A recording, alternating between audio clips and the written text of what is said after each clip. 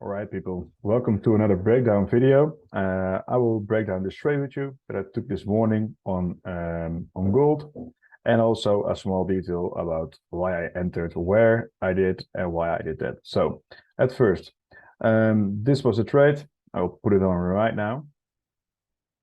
Boom, boom, boom. This is where I had more into one around there. So what happened was I was looking for a trade at London Open. This happened all at London Open. I was also looking at GJ. So what happened was on GJ, I had this zone in mind as a resistance that was formed and that was broken. So actually, GJ moved quite well, quite good actually. So I entered on the break of the high because it was counter trend, stops below the low, and I was targeting this high over here. As you see, in the end, it did play out, but when I entered this trade, also gold came along. So what I did after this rejection and my TP did not get hit, I just managed the trade and closed it at around break even. Because I was looking at GJ, I didn't see that gold was already doing something like this. Because it moved up, then moved down, made a wick down, and then broke its own high again. So ideally, I would have wanted to be in there because my bias on GJ was bullish for a continuation to the upside. We also had like a 30-minute break, which was really important for me as well. Break up this resistance at the moment.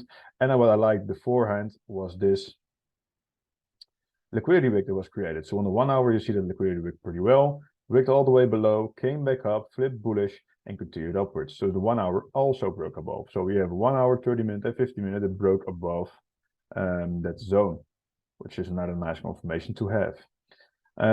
So what I did was I was a little bit late. I waited for the good confirmations.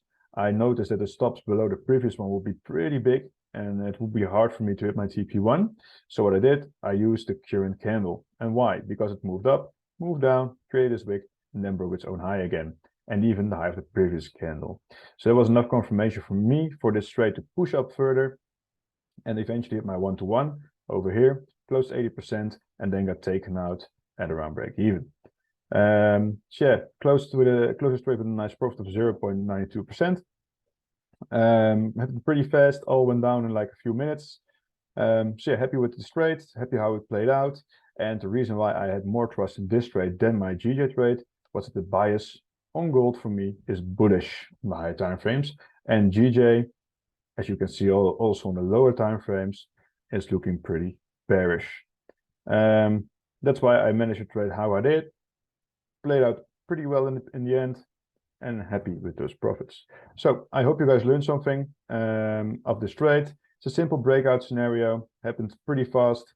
So if you were on the London stream, you could have profited from it. If you were in a Discord, you could have profited from it as well, as I share the trades that I take in the Discord, and I also share the analysis beforehand.